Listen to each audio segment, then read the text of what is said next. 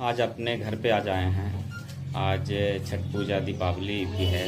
लोगों को क्या संदेश देना चाहता है अपने क्षेत्रवासियों? सबसे पहले क्षेत्रवासियों, जिलावासियों और राज्यवासियों को संदेश देना चाहेंगे कि दीपावली, छठ पूजा को शांतिपूर्वक, भाईचारा, आपसी एकता के साथ मनाएं।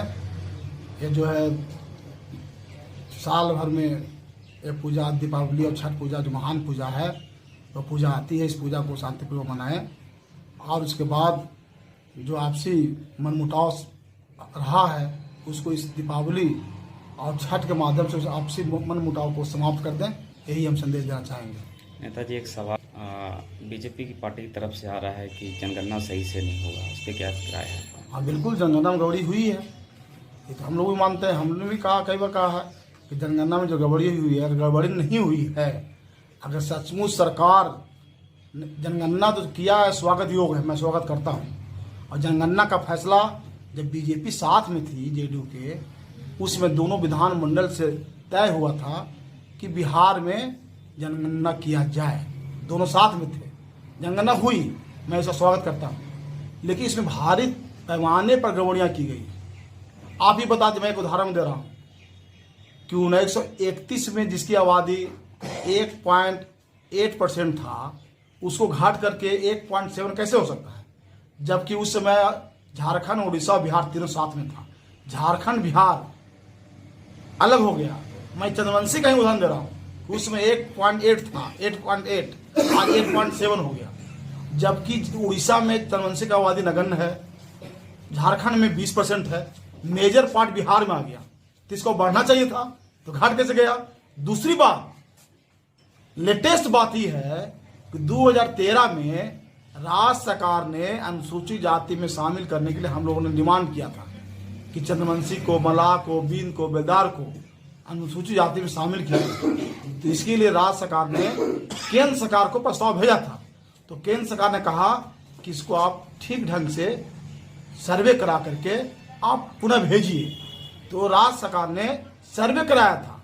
वो मान्यता प्राप्त जिससे बिहार में सर्वे होता है, एन सिन्हा इंस्टीट्यूट है, एन सिन्हा सामाजिक संस्थान है जो राज्य सरकार का अधीन है। और राज्य सरकार उसी के माध्यम से किसी भी प्रकार का सर्वे कराती रही है, कराती है। तो उसने 2013 में सर्वे किया था। उस समय इसकी आबादी 36 लाख बताया गया था 13 में, और आज आबादी 21 लाख हो गया। ये बताइए। तो इससे लगता है कि भारी तौर पर गड़बड़ी हुई है। अगर सरकार सचमुच में जनगणना कराई है और जनगणना करा करके आबादी के अनुसार उस समाज को विकास के लिए कुछ नीतियां बनाना चाहती है, तो सरकार को चाहिए कि पंचायत लेवल पर, वार्ड स्तर से लेकर पंचायत लेवल तक, पंचायत भवन में लिस्ट साट दे कि किस गांव में कितना आबादी था आपका, आप देख लीजिए।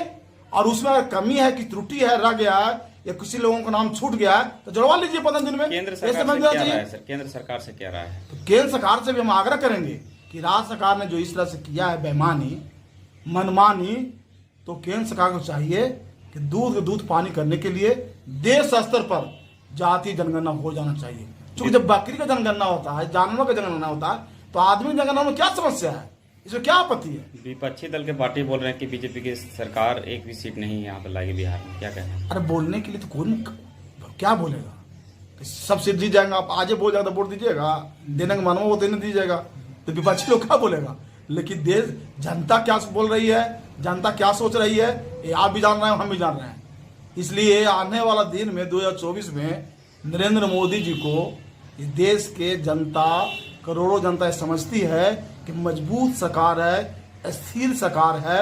और नरेंद्र मोदी जी ने इस देश को दुनिया में नाम को बढ़ाने का काम किया है, बढ़ाया ही नहीं, हर मामला में।